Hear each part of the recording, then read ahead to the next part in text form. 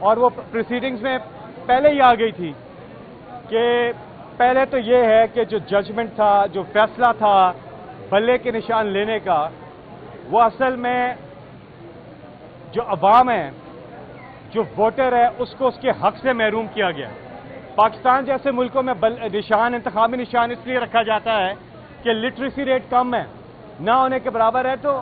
Voter ذہن نشین کر لیتا ہے ایک پکچر کو، ایک ڈایاگرام کو، ایک شیپ کو،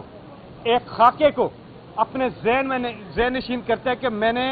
یہ عمران خان کا نشان ہے بلہ، میں نے اس پہ مہر لگانی ہے۔ یہ ووٹر اپنے ذہن نشین کرتا ہے اور وہ جاتا ہے۔ جو پڑھے لکھے ملک ہے باہر، وہاں پہ انتخابی نشان نہیں ہوتا، اس لیے کہ وہاں پہ پڑھے لکھے ہوتے ہیں، وہ جب پولنگ بوتھ پہ جاتے ہیں وہاں لکھا ہوتا ہے رابن جیکمین، نام لکھا ہوتا ہے، ٹام کروز یا جو بھی، اس پہ جا کے وہ مہر لگا دیتا ہے آرام سے۔ لیکن یہاں پر نشان رکھا جاتا ہے، ووٹر کا یہ رائٹ ہوتا ہے کہ اس کو پتا ہو، وہ اپنی منشا کا اظہار کر سکے۔ تو جب آپ نشان لے لیتے ہیں تو آپ ووٹر سے اس کا حق چھین لیتے ہیں۔ پہلے آپ تعلیم ہی نہیں دے رہے، جب ہماری سرکار جو ہے تعلیم ہی نہیں دے رہی لوگوں کو۔ لٹریسی ریٹ دیکھیں کتنے بچے سکولوں سے باہر ہیں، ایک طرف آپ تعلیم نہیں دے رہے، دوسری طرف آپ اس سے یہ ڈایاگرام بھی لے لیتے ہیں، نشان بھی لے لیتے ہیں، تو آپ اصل میں ووٹر کے ساتھ بڑی زیادتی کرتے ہیں۔ نمبر 1 چیز یہ سامنے آئی ہے۔ نمبر 2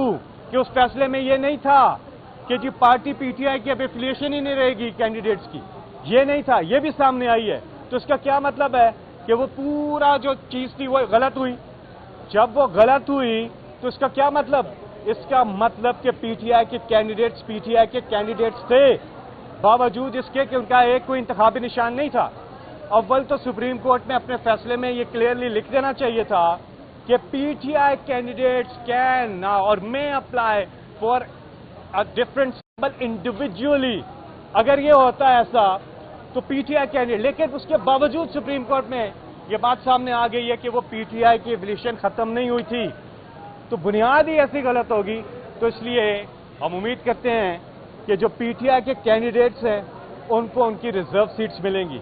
کیونکہ ان کو یہ بات سامنے آ چکی ہے کہ وہ P T I he candidates تھے۔ تو جب پی ٹی آئی کینڈیڈیٹس تھے، آزاد نہیں تھے، تو اس تناسب سے، اور اگر دوسری سچویشن فرض کریں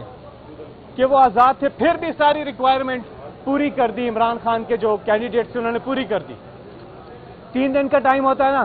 3 دن کے اندر انہوں نے جوائن کر دی،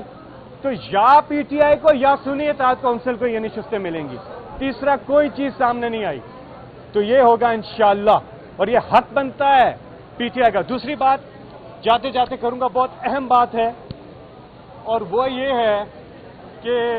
2022 اپریل کا مہینہ اکانومی ہماری کدھر کھڑی تھی؟ عمران خان تھے وزیر اعظم پاکستان،